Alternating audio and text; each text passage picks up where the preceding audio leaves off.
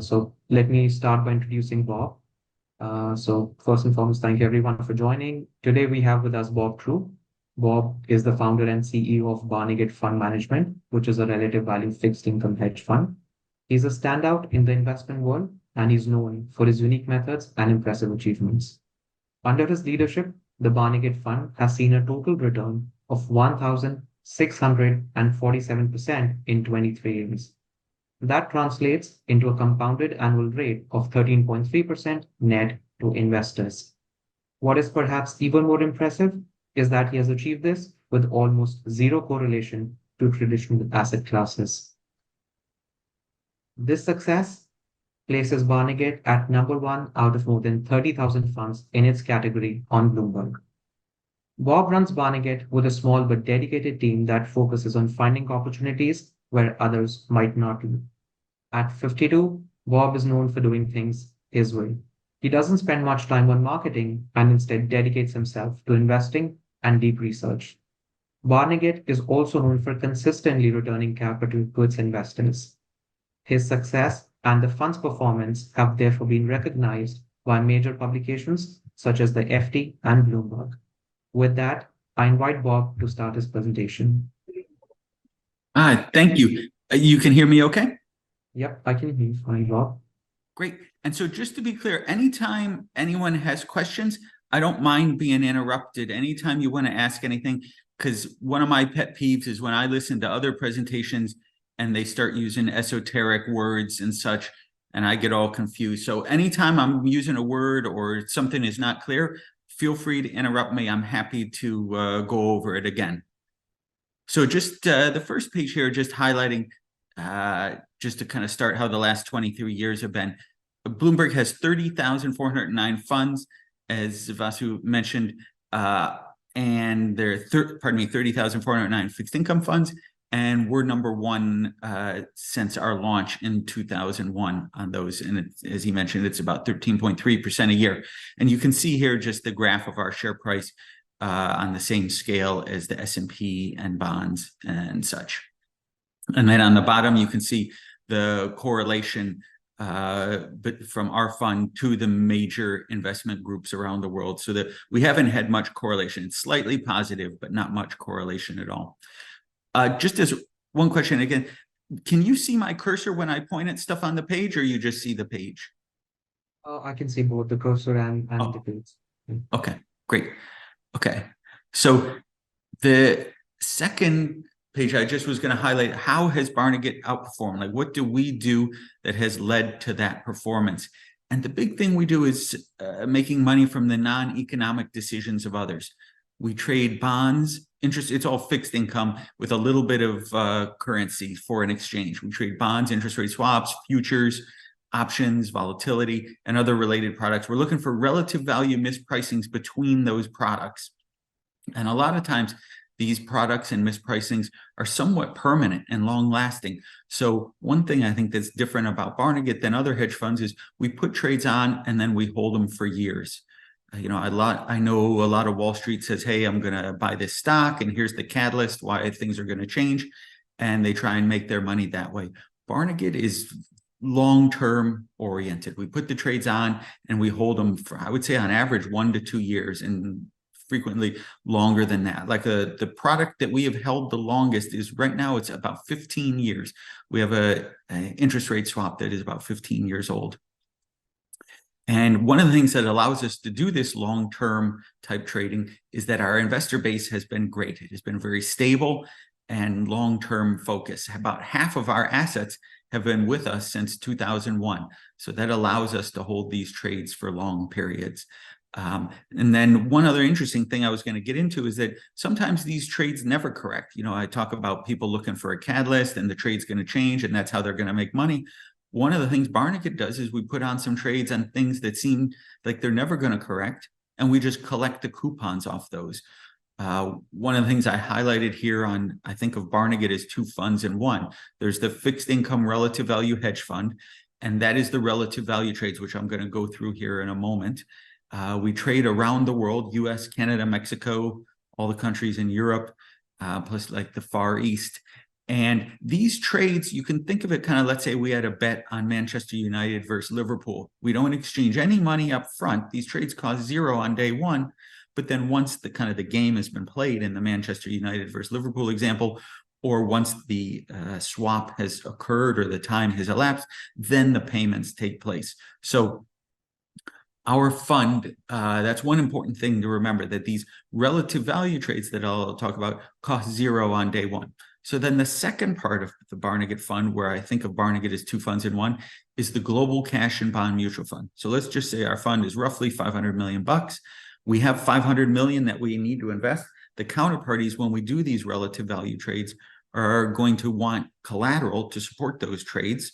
And we just buy cash or currency, foreign currencies or US cash, or developed world government bonds. And then we post those products as collateral with the exchange or with the counterparties to support our trades. So I think of that portion of the fund as a global cash and bond mutual fund. So no leverage, no tricks, just 500 million. We have to buy 500 million worth of stuff, and then we post that with the counterparties. So then our fund's return combines the yield from what I refer to as the mutual fund, which has no leverage, just owns assets, and then the fixed income relative value hedge fund, where we put those relative value trades on, and they don't cost anything on day one. So those two together make the return of Barnegat. And so one of the questions on Barnegat profits from the non-economic decisions of others, a natural question would be, why would anyone make a non-economic decision? So in many cases, that's because they have much bigger issues that they are battling.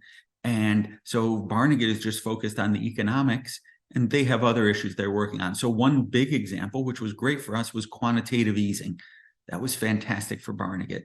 The central banks wanted 2% inflation. That was their target. That's what they were trying to do. And then in the financial crisis of 2008, they undershot that target. Inflation was too low. So they began to print money to buy bonds. And so here, just on this example, I used the UK, but all the countries were pretty similar. And so the UK starts to print money to buy bonds on the hopes of raising bond prices and lowering yields, and spurring the economy on with those low yields. And then hopefully inflation will go up and they'll get the 2% that they want. And on this question of non-economic decisions, did the Bank of England care about distorting the bond markets? Yeah, a little, but not really. Their focus was 2% inflation. That's what they were aiming for. And if they had to kind of mess other things up on the way to there, they weren't so bothered by that. And so I just started with the example of their calendar year 2008, 2009. The Bank of England said, hey, initially they said, we're going to buy 50 million of gilts. Gilts are their name for their treasuries, corporate bonds and commercial paper, between 5 years and 25 years. Now, eventually, subsequently that year, they raised the purchase size to 200 billion, and they changed the maturities from 3 years up to 50 years. But you can see just size-wise here on this intervention that 200 billion, the gilt market coming into that was only 426 billion. So they bought back 40% of all gilts outstanding. That's an enormous amount. And that creates, so that's what creates these mispricings for Barnegat. This is a perfect example of a non-economic decision. They want to get 2% inflation. On their path to get 2% inflation, they distort the bond market, and that's right up our alley. So here, just to illustrate how the quantitative easing distorted the yield curve, here you can see this is what the yield curve, the forward path of what the yield curve looked like when they began to buy bonds in 2008, 2009. So you can see the initial thing, they said, we're going to buy from 5 years to 25 years. And the reason they did that was from 0 to 5, they didn't want to mess up their short-term rate. All the central banks control the short-term rate in the economy, so they didn't want to affect that. So they said, hey, we'll leave the short-term part of the curve alone. And then they didn't want to mess up the long-term part of the curve because that's where pensions are involved. And so they left that alone as well. So they just said, hey, we're going to intervene here and just buy gilts. We're not going to buy linkers. Linkers are the English version of tips. And we're just going to buy between 5 years and 25 years. And they bought a massive amount, 40% of all gilts, and they just bought it in that sector. So you can see from the graph that it really distorts the yield curve. So in 2008, 2009, the UK government was running a large deficit because it was the global financial crisis, so they had to issue as many bonds as possible. Bank of England is in there buying as many bonds as possible, but the UK government was issuing across the curve, whereas Bank of England was just buying in this area. So you can see that it really distorted the curve. So the trade that Barnegat does is we go in and we pay around the 5-year area. You can see, let's see if my cursor, yeah, you can see kind of, the low yields down here. This is where we pay. And then we receive in the shorter end, kind of around the 3-year area, and the longer end. And so we are just happy to sit with that trade. Obviously, we're receiving higher rates than we're paying. So let's say that nothing happens and the Bank of England just keeps chugging along and they're in there buying the bonds that they want, and this mispricing remains as it is. One thing that is very nice for us, as time passes, we're receiving higher yields than we're paying. So that works great. We make money there. And now if they step back from the market, hopefully the curve would normalize. That's what we're hoping for. Now, what happened in reality, though, was the Bank of England comes in and they intervene. I mentioned initially they said we're going to do 50 billion. And then by the end of the year, they were up to 200 billion. So they intervened even more. They weren't getting the inflation that they wanted. And so Barnegat loses money in that situation because there was a distortion. And then they intervened even more, and the distortion got larger. So that's how Barnegat loses money, on mispricings getting more mispriced. But I was very happy with this trade and confident with this trade. We have to be able to bear mark to market. I'll get to that kind of towards the end of the presentation here, the risk management of Barnegat. But so we lose money. We have to meet those margin calls. We post collateral with the counterparties, but we continued to hold the trade. And then as the trade got more distorted, we put on more of the trade. And so, down here, you can see the initial intervention was 5 to 25 years, but then they were buying so many bonds and were having trouble buying all the bonds they wanted to buy to get inflation back up to 2%. They changed their maturity range to 3 to 50 years. So all of a sudden, these bonds, which had not been purchased originally and that we owned, were now part of the purchase. So these yields came way down when the Bank of England started buying, because they were buying so many gilts. It just brought these yields down. So our trade did pretty well when they changed the maturities. Now, what happened a few years later, Bank of England finally got to the 2% that they wanted, and they stepped back from the market and the yield curve normalizes. So we have an agreement to pay these low yields down here, receive these high yields. When the yield curve normalizes, it just looks like a much flatter line. So our agreement to pay the low rates and receive the high rates, that makes a lot of money quickly once they finally step back from the market. But that kind of thing takes years. This trade and all our trades take years to sort themselves out. So I think that's one advantage that Barnegat has, is that there's not many people in the market who know that they're going to be able to hold a trade for years. So, the multi-strats are very big and very important now. But one of the things that they're famous for is their tight risk management, that if you lose 5%, they cut your position in half. And if you lose 7%, you're out of a job, that kind of thing. So that's one of the difficult parts of fixed income relative value trading. As I mentioned here, this curve got distorted and the Bank of England didn't get the 2% inflation they wanted. So they increased the intervention. And so it got even more distorted and we lost money. One of the important parts of fixed income relative value is being able to hold the trade. That is the most important part. Can you hold the trade? And if it moves against you, now you have a better trade. Can you do more of the trade at that level? Do you have enough excess collateral? That's a super important part of fixed income relative value trading, being able to hold the trade until the end. So, we had enough excess collateral. We had other trades on that were doing well at the time. So this all worked perfectly, but eventually Bank of England gets the 2% inflation they want. The yield curve normalizes, and it worked just as we had hoped. Now, just to be clear, it takes years for that to sort itself out. I don't want to make it sound like it happened in a day or a week. This takes years. Bank of England was in there. As long as Bank of England's intervening in the market, that distortion is going to remain distorted.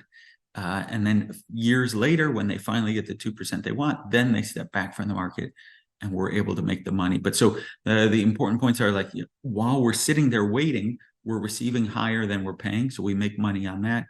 And then additionally, once it normalizes, then we're able to make all that we had hoped. So just on the theme of, these non-economic decisions, this was kind of government intervention chasing another goal of 2% inflation, and they distort the bond market. So here's one other example on people making non-economic decisions. This is panic. And so, humans are human, and they will act as such. And so in 2008, Lehman, goes under in the fall of 2008. And Lehman held a lot of tips as collateral, just like Barnegat does. And as they went under, people knew that Lehman would have to sell the tips. So there's a lot of front runners in the market. So they begin selling tips. And then similarly, because the economy is going in the tank in late 2008, what is the safest product in the world? Everybody wants to own treasuries. Whenever there's a panic, people want to own treasuries. And so you can see the yields here. So this is the graph. The blue line is the yield of this 2014 treasury. And then the black line is the yield of 2014 tips. Now that's after you hedge out inflation. So remember, tips pay you a real yield, and then they pay you whatever inflation is.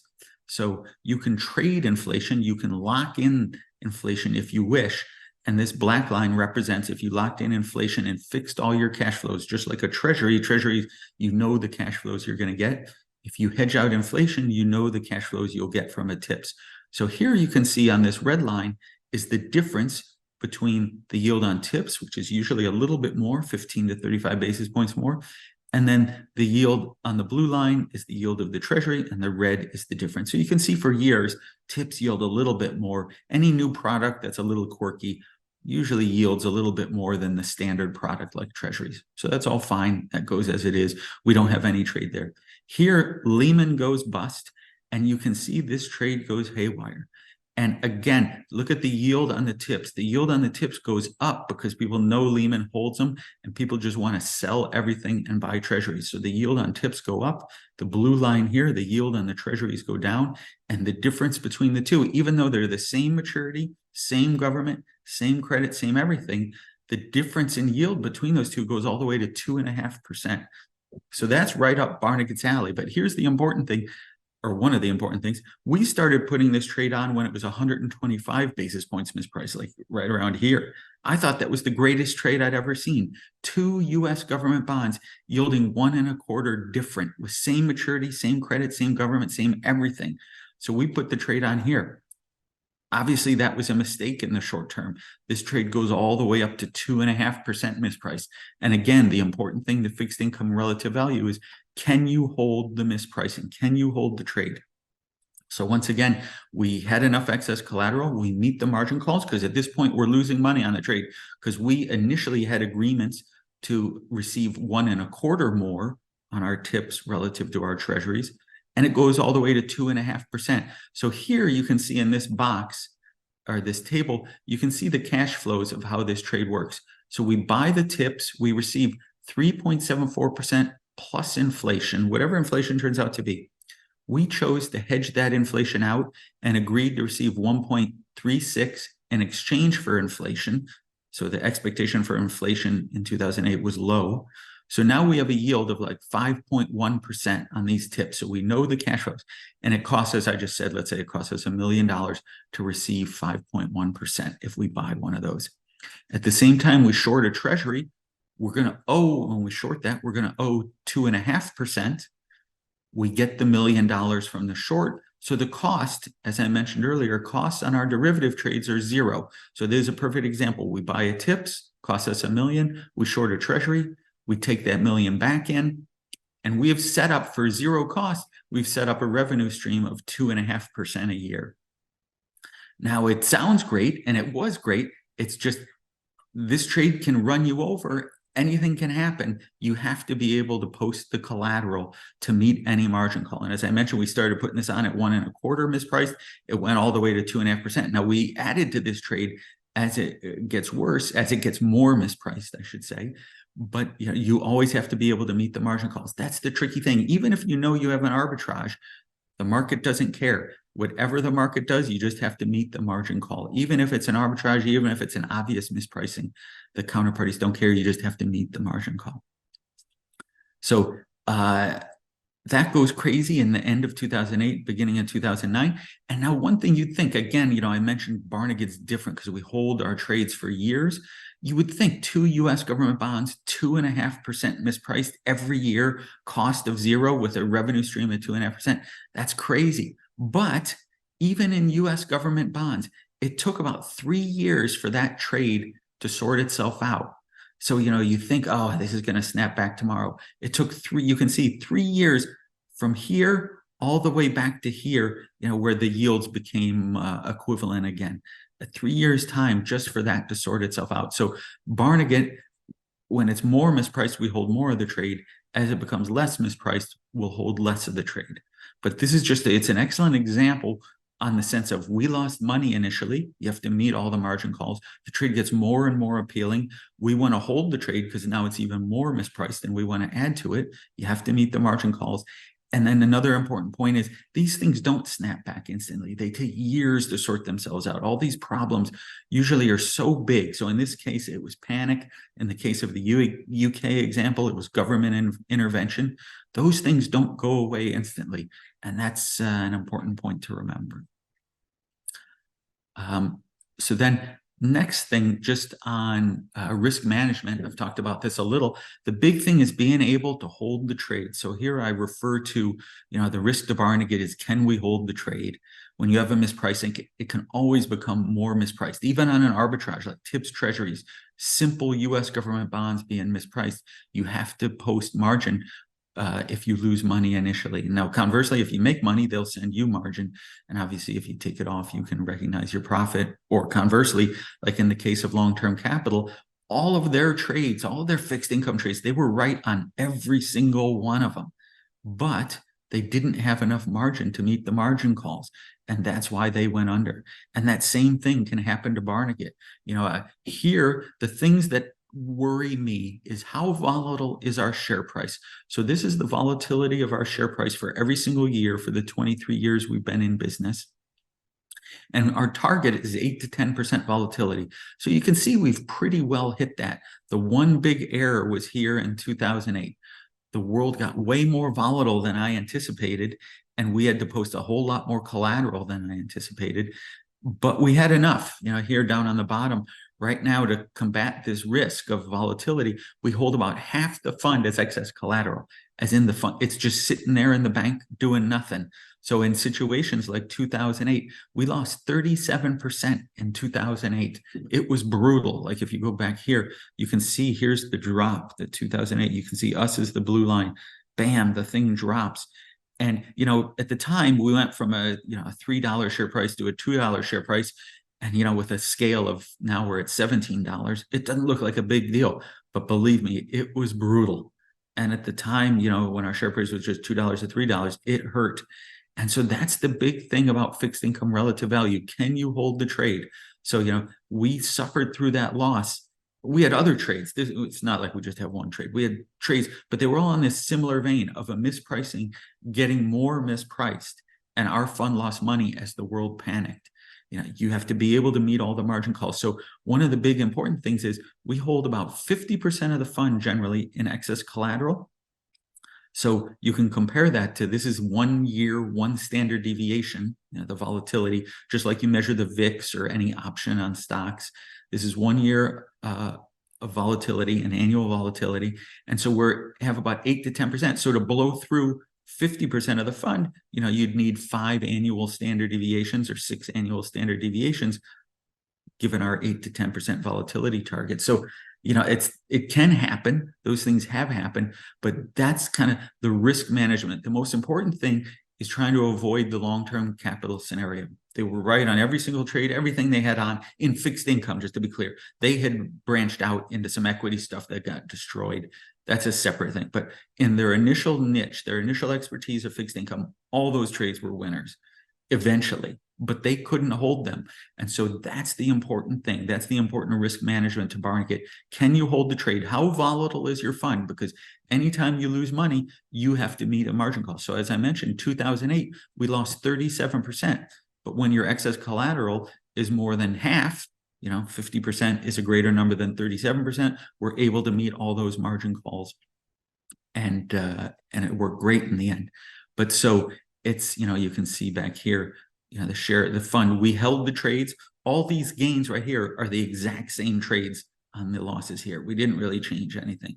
And so you can see the fund came back. Within 5 months, we were back up to our high watermark. So that was a very difficult time, but we recovered it within 5 months. So that was it was tricky, but that's the secret to fixed income relative value. So so you can see our volatility recently has been much closer to the 8 to 10%. Basically, 22 of the 23 years have been right around the 8 to 10%. Just, this year, 2023, we had a 22% return, which was great.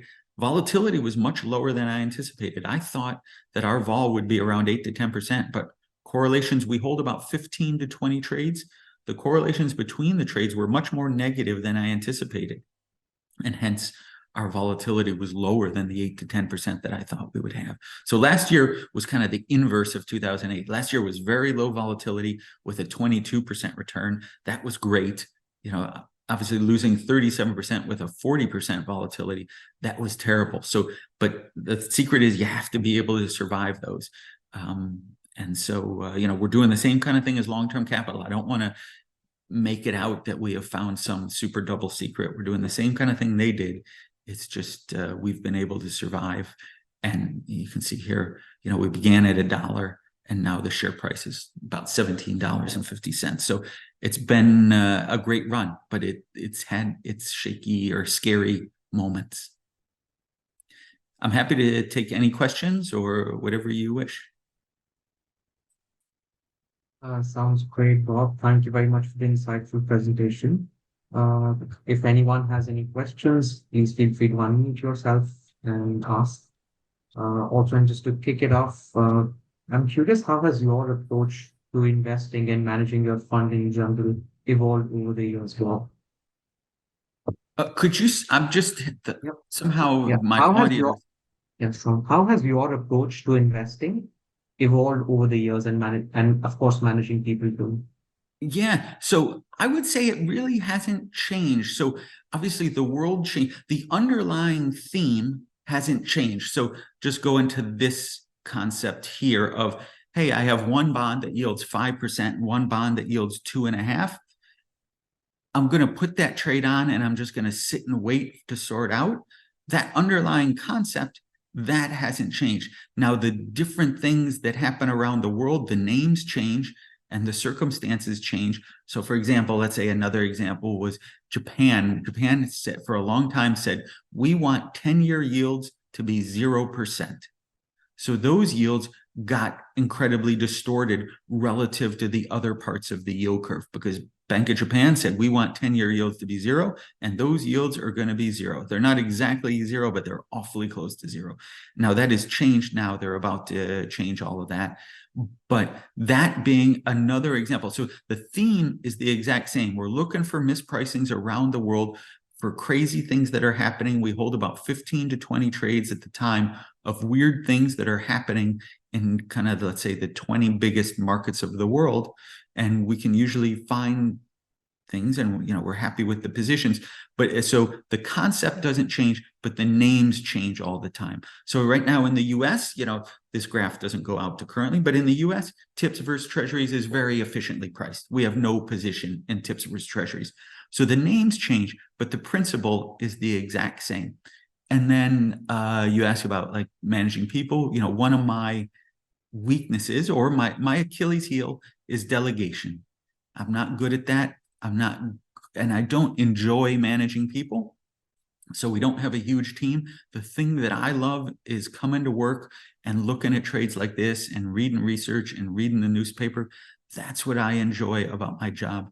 I don't enjoy bossing people around or telling people what to do. And so that is a weakness, and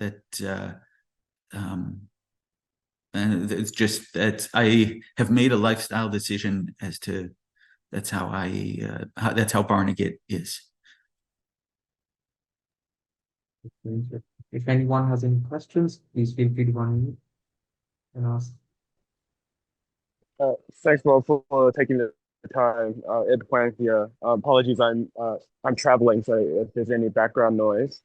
How do you think about position sizing? It sounds like you've got a huge amount of excess collateral and your positions when you have them, would be relatively a small percentage of the overall fund. Love to hear your thoughts on that. Yeah, sure. So here is how here on this. So we're looking to have a volatility of our share price. So again, this volatility is measured just like, I don't know, if you had an option on Microsoft, the way they measure Microsoft volatility is they just look at the share price every day and they say, this is how much that share price moves on a 1 day or 1 year volatility. So we're aiming for an 8 to 10% volatility over the long haul. And again, that theme comes from, and not that these numbers have any magic quality to them, but just I thought, hey, if I have 50% of the fund sitting on the side and we have volatility of 8 to 10%, that's going to need a 5 to 6 annual standard deviation event to make me change, to make me do something to try and free up even more collateral. So I thought that was a big enough cushion. And so far it has been. 2008 got tricky, but the other 22 out of 23 years, it has worked perfectly. So on your question, how do we do position sizing? We have 15 to 20 trades at any one time. And then we know the volatility of the individual trades. Now, clearly that can change, but we make some estimate. And that's one thing that Bloomberg is very good at, is showing you what's the volatility of a relationship between, like here, this tips versus treasuries.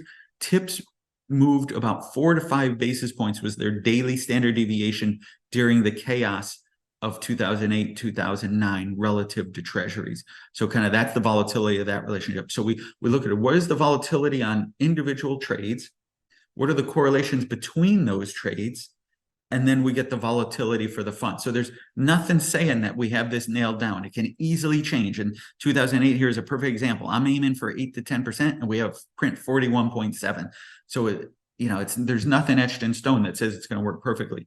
But and then the same thing too on the correlations. Correlations can change quickly as well. But on the positive side, you can see 22 of the 23 years have worked just as we have hoped. They're very close to that 8 to 10% target. So that is how we look at the sizings. In the end, we want the fund to be 8 to 10% volatility. We have to look at the individual pieces, correlations between those pieces to get the fund's volatility. And 22 out of 23 years, we've got it right. 1 out of 23 years, we got it wrong. And then one other important note, just on your question on fund sizing, when we have better opportunities, we want to have more trades. We're going to overshoot that 8 to 10%. So 2009 here is a perfect example. We had incredible opportunities in 2009. And same thing, after long-term went under 2001. Our volatility is going to be higher because we put on more trades because we have incredible opportunities. Conversely, like here, 2000, just before the crisis, we didn't have as many opportunities and our volatility was lower than the 8% because we just put on smaller trades. We don't have as much to do, and we're happy to just kind of sit there and be patient for a while.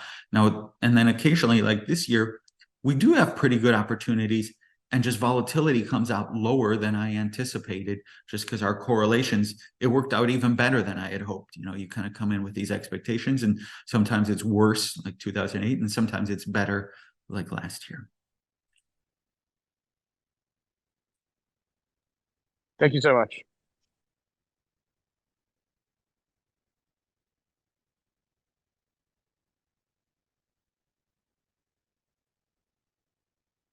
Do we have any other questions from the audience? If not, I'm curious, Bob, about the trade that you mentioned before, tips. What about carry? Is that a big part of, how you evaluate trades? What do you think was the carry on that particular trade? Was it? Yeah, so carry is important to us. So carry, just so you know, the way I describe carry is what happens if we come back a year from now, and this is an important point. Thank you for bringing this up. What happens if we come back a year from now and none of the yields change? So just going back to this example, you look at this trade, and so we're taking in the 3.74 and the 1.36. So we're taking in about 5%, and we're paying out 2.5%. In a weird way, everybody on Wall Street says, oh, I'm going to put this trade on. Here's going to be the catalyst, and it's going to move in my favor. In a twisted way, we almost hope that that thing never corrects, because then you have the world's greatest Sharpe ratio product. Imagine if this mispricing here just remained mispriced.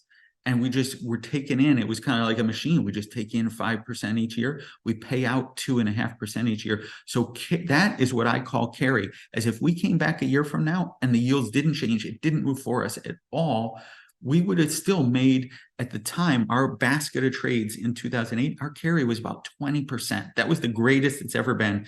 Right now, we're at about 9 to 10%, which is still pretty good.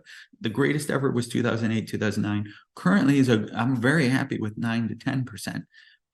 But that's an important point of what happens if, here you can see we had the trade on, it went against us, and then it went for us for another 3 years.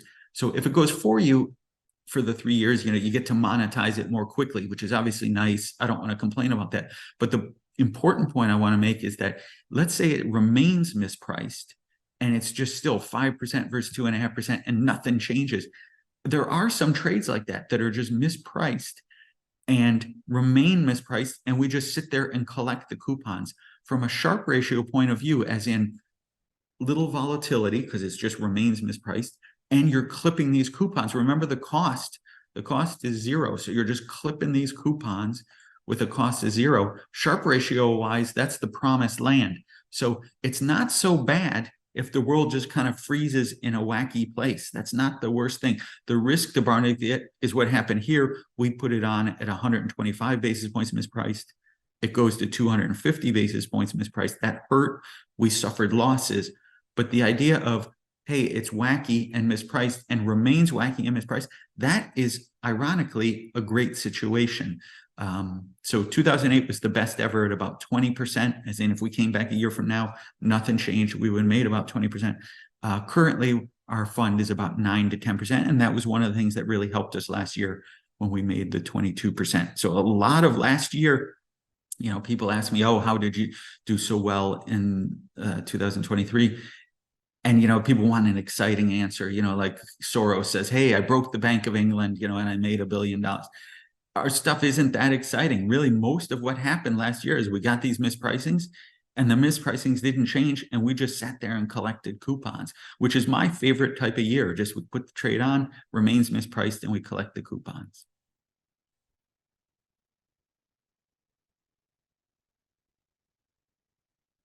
In addition to being a hedge fund manager, you're also an entrepreneur, Bob. So I'm curious, how did you get your first investor in the aftermath of LTCM, especially since you were actually following their strategy? Yeah, so that I would say I'm not very good at. So I would not suggest doing it like I did.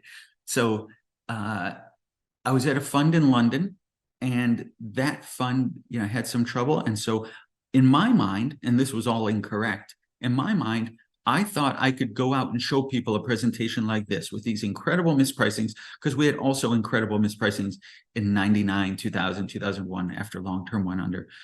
I thought I could go out and show people these incredible mispricings, and that they would just trip over themselves racing into my fund. I put my own money in the fund, had a share price. It worked great, just as like I had hoped, but nobody wanted to touch fixed income arb because long-term capital with, I think they had 2 Nobel Prize winners, just went bust and took the share price to zero. Nobody wanted to touch it. Now, the tough part is that's the best time to invest in something. When nobody wants to touch it and the mispricings are so large and people are scared of it, that's the best time to invest. And it was a great time, but nobody wanted to invest in it. So I went 2 years, I put all my own money in it, and I lived in a walk-in closet on Bleecker Street in the city, and I couldn't afford Bloomberg. And so I went to the New York Public Library to use Bloomberg, and I would write down the prices, carry them home, and type them into my computer.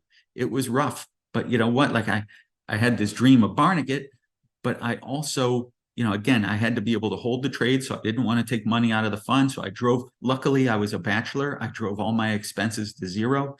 And just one of my friends was kind enough to share a walk-in closet, and I just lived there. And it was a tough time. I don't want to underestimate, 2 years of zero income. Zero is zero. It is tough. And so in the end, it all worked great eventually. So what I did was I gave myself a share price, and I just had a very clear, I put this much money in the fund and I have this many shares. And so here's the share price. And then I just gave myself a website, and I just updated the share price every day.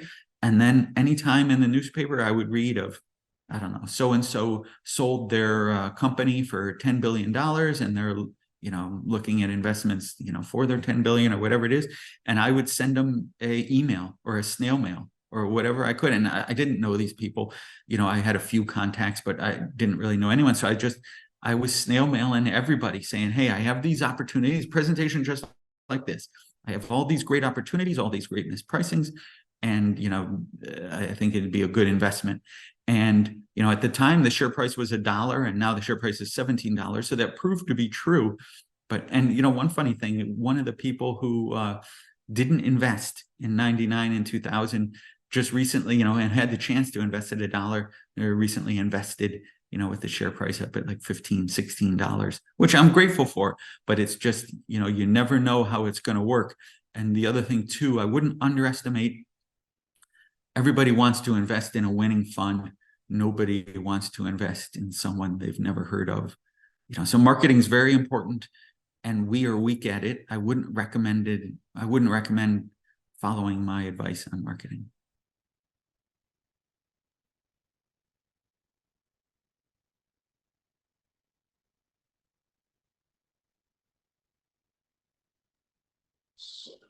Bob, got another question.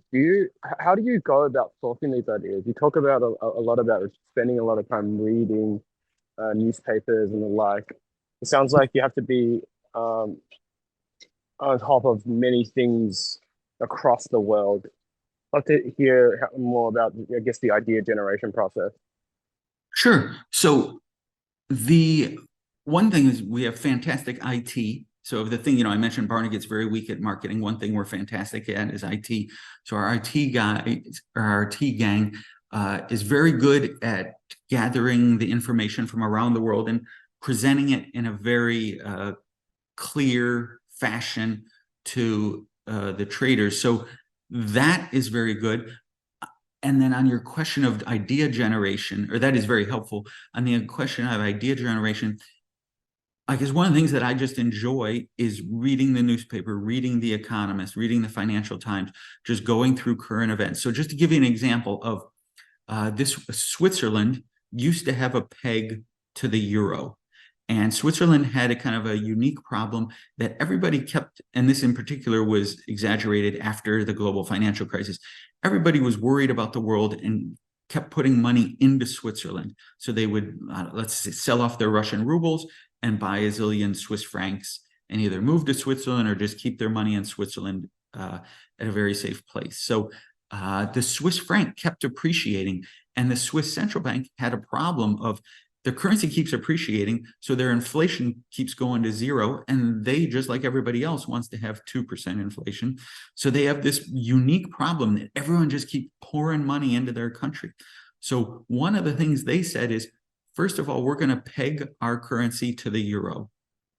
And the people that are hurting us on appreciating the currency are these futures momentum funds. We want to stop them from buying Swiss francs like 3 months in the future, 6 months in the future. And the way we're going to do that is we're going to put a peg in place so the currency won't appreciate. And 2, we're going to drive our forward interest rates negative. Now, that has happened in a lot of countries, but at the time, it hadn't happened anywhere. They were the first ones to do this. And so they said, hey, we're going to drive the interest rates negative. And so that kind of thing sets off alarm bells at Barnegat of, boy, how are they going to do that? How are you going to have the short-term rate at 0 and then your future interest rates below 0?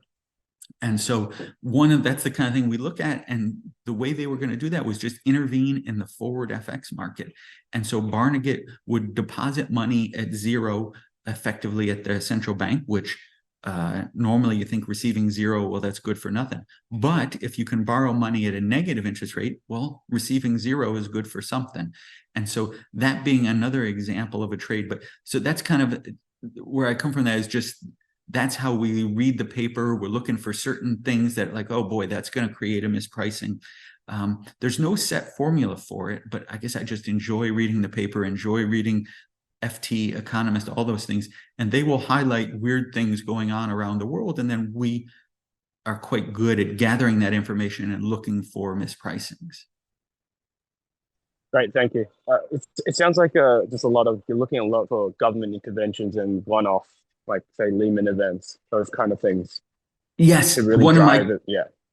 one of my coworkers phrased Barnegat as a perpetual series of one-offs, which isn't so far from the truth. That's a pretty good description. So no, the one thing, just on the government intervention, some of the examples I've given, like Switzerland or the Bank of England quantitative easing, those are government interventions. But there's, like tips versus treasuries, that's just a panic, as in the world panics and unloads tips and buys treasuries. So that's not so much a government intervention. So yes, government intervention surely helps us. It's a great source of trades. I just don't want to seem like they're all government interventions. There's plenty of other wacky things going on in the world in addition to government interventions. Sure, thank you.